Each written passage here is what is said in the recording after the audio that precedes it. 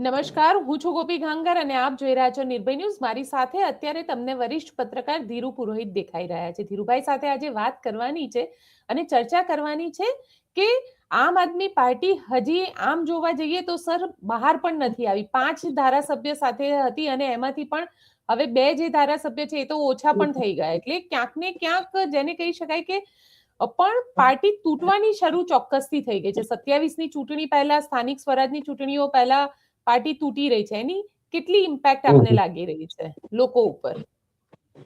અસર તો પડશે. જ્યારે કોઈ પણ પાર્ટી હજી ઉગતી પાર્ટી છે ને ખાસ કરીને ગુજરાતમાં એને લોકપ્રિયતા હાંસલ કરવાની શરૂઆત કરી છે, એવા સમયે પાયાના કાર્યકરો જ્યારે અસંતોષ વ્યક્ત કરે ને એની ફક્ત ગુજરાતના નહીં કેન્દ્રીય કક્ષાના હાઈકમાન્ડે એની નોંધ લેવી જોઈએ. અને અત્યારે જે સ્થિતિ બની અને એક કાર્યકરે જે રીતે કેજરીવાલને અમોને મળવા નથી દેવાતા ત્યાં સુધીની વાત કરી છે, ત્યારે કેન્દ્રીય હાઈકમાન્ડે પણ આ બાબતની ગંભીરતાથી નોંધ લઈને ક્યાંક પણ એના કાર્યકરોમાં અસંતોષ હોય તો એ અસંતોષને સાંભળવો તો જોઈએ. જી જી કોપી. પણ કારણ કે ગોપાલ ઇટાલિયા ઉપર આરોપ લગાડવામાં આવ્યો અને ગોપાલ ઇટાલિયાને લઈને કહેવામાં આવ્યું કે લીગલ સપોર્ટ હોય કે પછી કોઈ અન્ય હેલ્પ હોય, ગોપાલ ઇટાલિયા ક્યારે પણ ન આવ્યા. એટલે તમને એવું લાગી રહ્યું છે કે વસ્તુ જે રીતે, અને ગોપાલ ઇટાલિયા સામે કહી રહ્યા છે કે આ બધું જ એક ડરના કારણે રાજુ કરપડા કરી રહ્યા છે?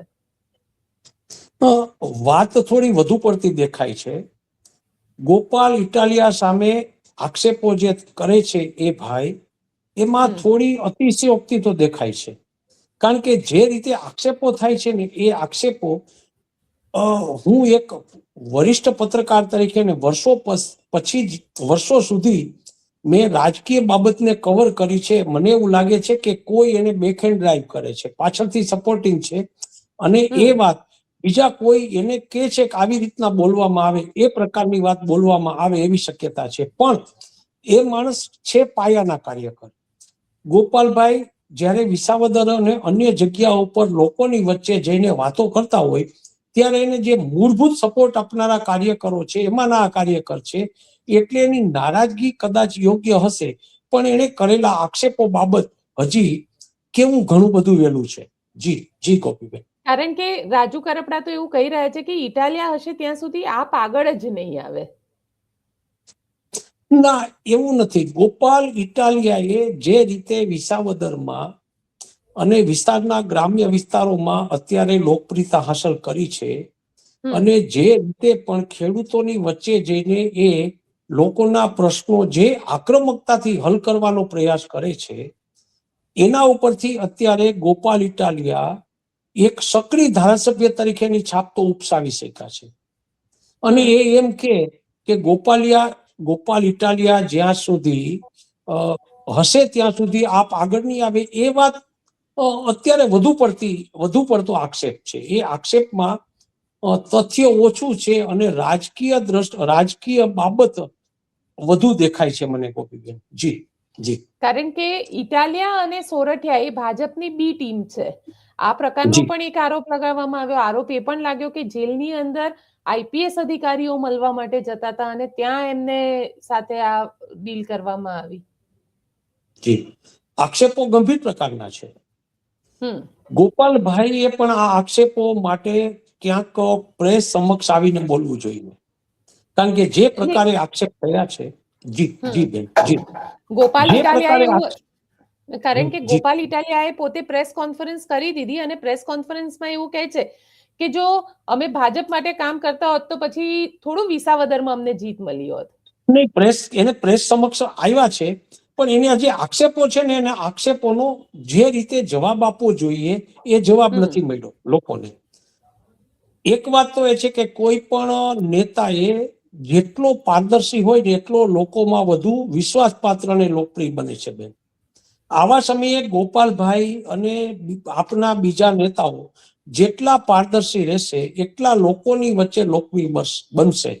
આમ આદમી પાર્ટી એ હજી ગુજરાત અને સૌરાષ્ટ્રની અંદર ઘણા કામો કરવાના બાકી છે. હા, એક ચીજ છે કે આમ આદમી પાર્ટી લોકોના પાયાના પ્રશ્નો ઉકેલવાને બદલે થોડી બૂમ બરાડા પાડીને પ્રેસમાં રહેવાની કામગીરી વધુ કરે છે. લોકોના પાયાના પ્રશ્નો ઉકેલવા માટે હજી ઘણું કામ કરવાનું બાકી છે.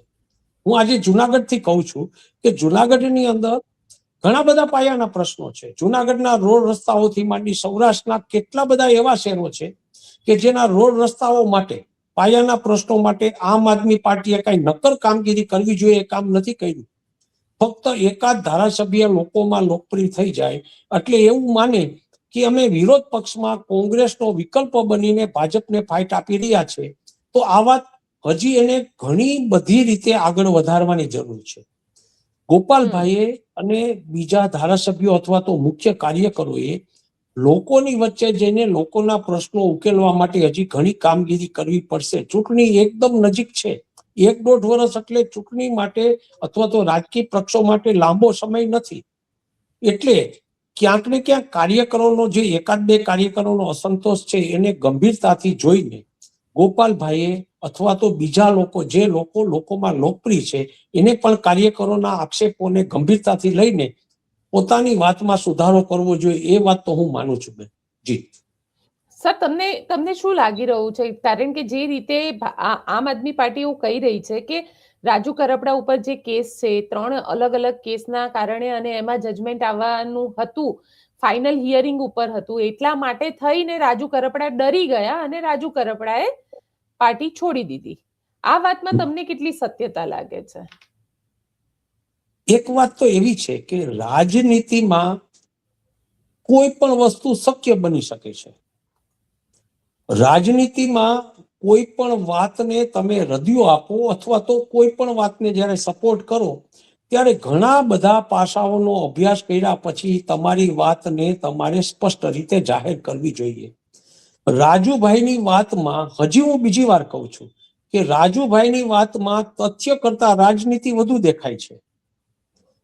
રાજનીતિ કરવા માટે હજી આપના કાર્યકરોએ ક્યાંક ને ક્યાંક કોક જગ્યા ઉપર હજી થોડી લોકપ્રિયતા હાંસલ કર્યા પછી પણ પોતે જે રીતે પણ પોતાની જાતને એક અલગ વ્યક્તિ અથવા તો અલગ અસ્તિત્વવાળા વ્યક્તિ તરીકે પ્રસ્થાપિત કરવા લાગ્યા છે, એ આમ આદમી પાર્ટી માટે બહુ ગંભીર સવાલ છે. આ સવાલ અથવા તો આ ગંભીરતાને ગુજરાતની આમ આદમી પાર્ટીની પ્રદેશ નેતાગીરી ઉપરાંત રાષ્ટ્રીય કક્ષાની નેતાગીરીએ પણ એની નોંધ લેવાની જરૂર છે. ખાસ મારે જે ભાજપની બી ટીમ વિશે જે આક્ષેપ થાય છે ને, એ વાતમાં મારે એ કહેવું છે કે જ્યારે કોઈ પણ ચીજ આવે છે ત્યારે આમ આદમી પાર્ટી અત્યારે પોતાની પ્રતિસ્પર્ધી તરીકે ભાજપને જોવું જોઈએ. કોંગ્રેસ એની પ્રતિસ્પર્ધી નથી. વિરોધ પક્ષ તરીકે આમ આદમી પાર્ટીને જે રીતે સૌરાષ્ટ્ર અને સોરઠની અંદર લોકો એક ચોક્કસ એક આશાની દ્રષ્ટિથી જોઈ રહ્યા છે, એવા સમયે લોકોની વચ્ચે નીકળીને લોકોના પ્રશ્નો હલ કરવા માટે ગોપાલભાઈ ઇટાલિયા અને બીજા નેતાઓએ ગંભીરતાથી પ્રયાસ કરવા પડશે. નહીં તો લોકોનો જે વિશ્વાસ એને સંપાદન કર્યો છે એ વિશ્વાસમાં ઘટાડો આવશે. જી ગોપીબેન, તમે કહી રહ્યા છો કે જે કારણ કે આની અંદર આખું જે વસ્તુ થઈ રહી છે ક્યાંક ને ક્યાંક તમને એવું લાગી રહ્યું છે, કારણ કે જે રીતના આરોપ લાગ્યા કે આઈપીએસ અધિકારીઓ જેલમાં મળવા માટે જતા હતા, એક દબાણ ઊભું કરવામાં આવ્યું, અન્ય કેસની અંદર જેલમાં નાખી દેવાની વાત કરવામાં આવી. આ બધી વાત શક્ય છે ખરી કે જેલથી આ પ્રકારની કોઈ ડીલ થઈ શકે? આ વસ્તુ મારી દ્રષ્ટિએ શક્ય નથી. જ્યારે એ આઈપીએસ અધિકારીઓ મળવા આવે અને કોને આઈપીએસ અધિકારી કોને મળવા આવી શકે? ખૂબ મહત્વના વ્યક્તિ હોય તો એને આઈપીએસ અધિકારી મળવા આવી શકે. પણ અત્યાર સુધીમાં આઈપીએસ અધિકારી જેલમાં મળવા ગયા છે એવી વાત કરીને ક્યાંક આવી રીતે બોલનાર વ્યક્તિ પોતાની જાતને વધુ એક્સપોઝ કરી રહ્યા છે. બેન, આખી વાતને એક શક્યતાના કરતા અશક્યતાની દ્રષ્ટિએ લોકો જુએ ને એવા પ્રકારનું વાતાવરણ જો ઊભું થતું હોય તો એ વાત થોડીક વાતને પોતાની કેટેગરી, પોતાની હાઈટ પ્રમાણે વ્યક્ત કરવામાં આવે. ઠીક છે, રાજનીતિમાં ક્યાંક ને ક્યાંક કોઈક જગ્યાએ આવી વાતો કરીને એક વ્યક્તિએ અથવા તો પોતાની તાકાતને બતાવવાનો કોઈ વ્યક્તિએ પ્રયત્ન કરવો એનો અધિકાર છે, પણ એનું એક લેવલ હોય છે બેન. તમે જ્યારે લોકોની વચ્ચે વાત કરતા હો ત્યારે લોકોને ગળે ઉતરે ને એવી વાત કરાય ને તો એ વાત છે ને લોકો એની વાતને વિશ્વાસપાત્રતા ગણે. બાકી એક કક્ષાથી ઉપરની વાત કરનારા નેતા છે ને એ વાત લોકો સ્વીકારતા નથી સ્વીકારતા. જી જી. કારણ કે ઘણી બધી વસ્તુમાં લીગલ સપોર્ટ આપવાની વાત હોય કે અન્ય વાત હોય, તમને ઓવરઓલ હવે આમ આદમી પાર્ટીનું ભવિષ્ય શું લાગી રહ્યું છે? કારણ કે આ તો ખેડૂત નેતા હતા અને ખેડૂતોમાં એક ખૂબ સારી એવી પકડ હતી. કેશુબાપા પછી એમના નામની ચર્ચા વધારે થતી હતી. ખેડૂત નેતા છે અને વિસાવદર પંથકમાં એ માણસનો ખૂબ સારો ખેડૂતો ઉપર પ્રભાવ છે, હું પણ માનું છું પત્રકાર તરીકે. પણ ખેડૂત નેતા તરીકે એક પરિપક્વ વ્યક્તિ થવું, જ્યારે તમે તમારી વાત રાજનીતિમાં તરવાનું હોય છે, લોકોમાંથી વાત આવવી જોઈએ, લોકોમાંથી સપોર્ટ મળવો જોઈએ. હું એક વર્ષો સુધી કામ કરનારો ને અનેક લોકોના પ્રશ્ન ઉકેલનારો પીઠ પત્રકાર છું એવો દાવો ધીરુભાઈ પુરોહિત કરે એના કરતા ગોપીબેન જો એ વાત કરે ને કે આપણી સામે વર્ષોથી કામ કરતા પીઠ પત્રકાર ધીરુભાઈ બેઠા છે, આમાં ફેર છે. આજે હું મારી જાતને વ્યક્ત થાવ એના કરતા લોકોમાંથી કિસાનો, ખાસ કરીને ખેડૂતો પ્રશ્નો માટે એમનો સંપર્ક કરે, વિશાળ સંખ્યામાં ખેડૂતો એને ટેકો જાહેર કરે અને આવી વાત પછી જ્યારે એ વ્યક્તિ પોતાની જાતને ખેડૂતોના નેતા તરીકે ક્યાંક ને ક્યાંક લોકો દ્વારા ઉપસામાં આવે ને એ વાત શક્ય છે. પણ હું પોતે મારી જાતને વાત કરું કે હું આવો છું એનાથી રાજનીતિમાં લાંબો સમય સુધી તરી શકાતું નથી. જી જી બેન. પણ પાર્ટીને નુકસાન જશે, આમ આદમી પાર્ટીને, અને એ પણ સ્થાનિક સ્વરાજની ચૂંટણી પહેલા. ચોક્કસ જશે. સ્થાનિક સ્વરાજ્યની પાર્ટી અત્યારે હું આપને એક દાખલો આપું. આપ ખેડૂત છો કે કેમ મને ખબર નથી, પણ ખેડૂતો જ્યારે ખેતરમાં વાવણી કરવા જાય ને ત્યારે વાવણી કર્યા પછી જે માનો કે મગફળી, તુવેર દાળ, કપાસ આની વાવણી કર્યા પછી એનો જ્યારે છોડ બહાર નીકળતો હોય ને ત્યારે એનું ખૂબ જતન કરવું પડે. આમ આદમી પાર્ટીએ ખેતરમાં વાવણી કરી લીધી છે, એનો છોડ અત્યારે એના કોટા ફૂટી ગયા છે, ખેડૂતની ભાષામાં કહે તો ને વાવણીમાં છોડ અત્યારે એટલા નાજુક પરિસ્થિતિમાંથી એ છોડ પસાર થઈ રહ્યો છે, એને બહુ ગરમી ન મળે, એને બહુ પાણી ન મળે અને છતાં એને ખૂબ પોષણ મળે અને આ છોડ ઘટાદાર વૃક્ષ બની જાય એને માટે પૂરતી રીતે એને પાણી પાવાનું, પૂરતી રીતે ખાતર મળે એવી માવજત આમ આદમી પાર્ટી એના એક એક કાર્યકરની કરવી પડશે. જી.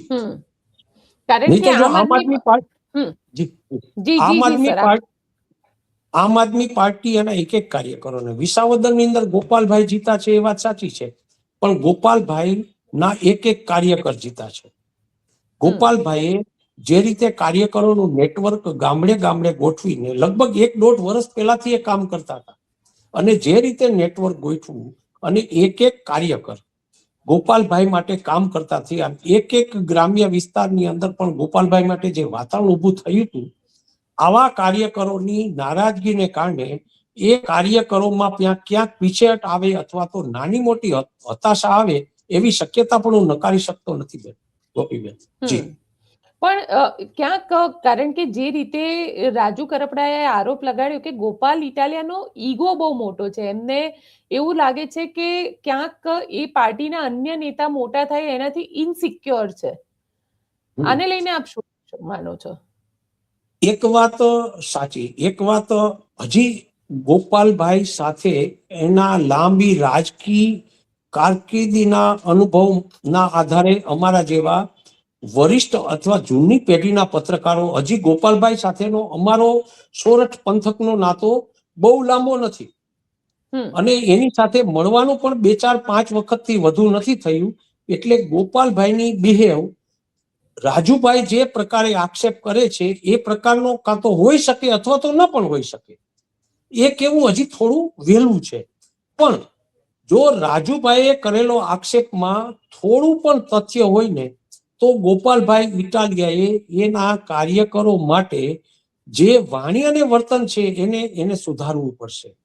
થોડું પણ તથ્ય હોય તો, કારણ કે કાર્યકરો વગર પાર્ટી નથી ચાલતી. અને ગોપાલભાઈ એ વાત પણ યાદ રાખવી પડશે કે આ મારો વિજય નથી. ગોપાલભાઈ જ્યારે વિજેતા થયા પછી એ વિસાવદર મત વિસ્તારમાં ગયા ને બેન, ત્યારે એને પહેલો શબ્દ એને એ કાઢેલો કે આ ગોપાલ ઇટાલિયાનો વિજય નથી, મારા નાનામાં નાના કાર્યકરનો વિજય છે. ત્યારે એના આવા કાર્યકરો એની પાસે કોઈ અપેક્ષા રાખતા હોય, અથવા તો એ જે રીતે પણ કાર્યકરો પાસે પેશ થતા હોય એમાં નાની મોટી એની જો ભૂલ હોય તો એ ભૂલ સુધારીને પણ, કારણ કે ગોપાલ ઇટાલિયા વિસાવદરમાંથી વિજેતા થયા છે ત્યારે સૌરાષ્ટ્રના ગ્રામ્ય વિસ્તારો માટે ગોપાલ ઇટાલિયા માટે બહુ મોટી અપેક્ષાઓ છે બેન. કારણ કે કોંગ્રેસ વિરોધ પક્ષ તરીકે અત્યારે ઘણી બધું કામ કરવાનું એને બાકી છે. એવા સમયમાં ગોપાલભાઈ જીતા છે.